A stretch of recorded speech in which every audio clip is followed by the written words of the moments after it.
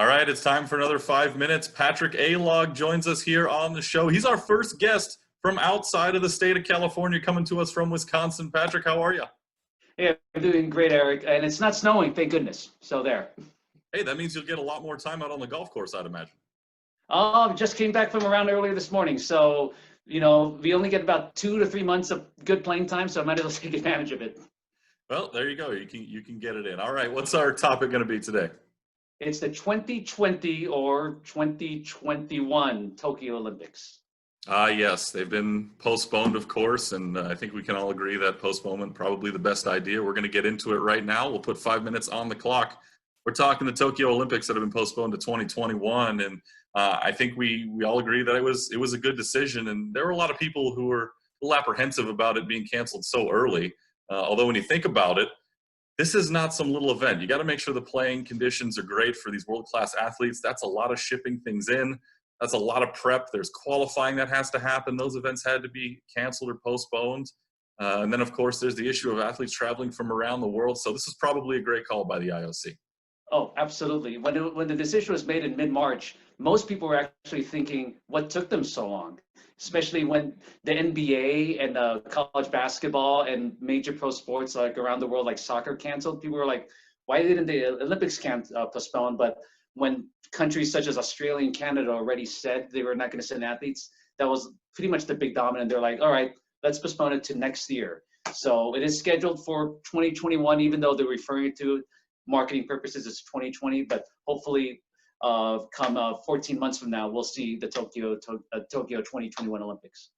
Yeah, we're hoping for the best, and hopefully we can see those games. You look at the athletes coming from all around the world. Of course, some of them, most of them in the prime of their careers, a lot of them on the back end of the careers, and you got to wonder if this postponement may lead to a lot of those athletes not being able to compete when it comes to next summer. Yeah, you had some athletes who were, who didn't even qualify yet. Yet over 40% of athletes still not qualify for the Olympics. Wow. Would they be able to qualify now when they do qualifications next year? You had like some swimmers who are like in their early to mid 30s. You have gymnasts who are maybe in the back end of their careers, in their early 20s. See if they can make it. So it'll be interesting to see if they qualify, and even if they do qualify, how well they're going to do a year later. Because maybe in 2020 they would have won the gold. And now in 2021, maybe they won't even be finishing in the podium at all. So it'll be interesting to see what happens next year with some of those athletes as well. I want to get your thoughts on the new sports or returning sports in the case of baseball and softball. Of course, rock climbing and skateboarding, some of the new events that are coming in. Do you think having this postponement will allow them to fine tune it and make it a better experience for not just the athletes, but for the fans also? I don't think a year difference would have made any difference whatsoever, just because they're already preparing to do it nonetheless. Again, I think it'll go into the aspect of the athletes that would have qualified. Would they qualify in 2021? So no, I don't think the new sports 1 year postponement would have done anything whatsoever. The only thing I think for the Olympics is just to make sure that those courses are in good shape in 2021. But I am excited to see the new sports.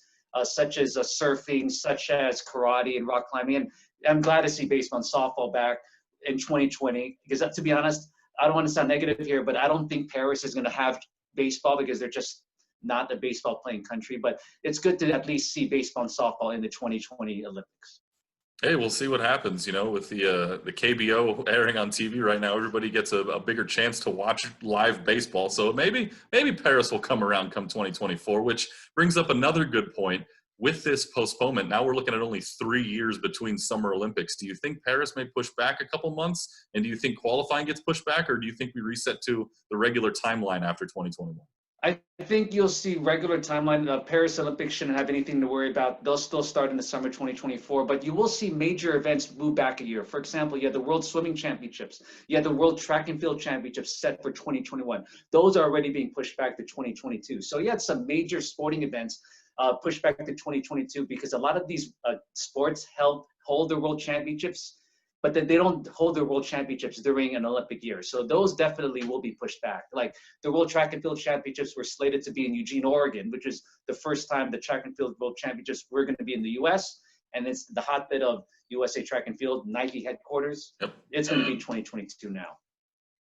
And then, of course, we'll have the Winter Olympics come 2022. It'll be in Beijing. First city ever to host a Winter and a Summer Olympics. So that'll be fun to watch. Do you think there's any impact on the Winter Olympics? I'd imagine probably not because the events are different.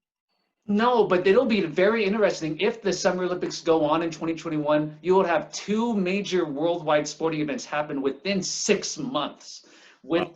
the Summer and Winter Olympics. Of Yeah. course, I don't know if you remember back in the day, Eric, you had both the Winter and Summer Olympics happening in the same calendar year. So it's happened before, but not since 1992.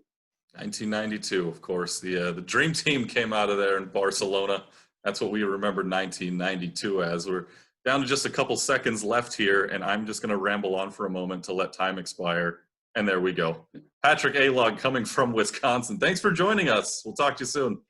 Hey, thanks, Eric. It was a pleasure.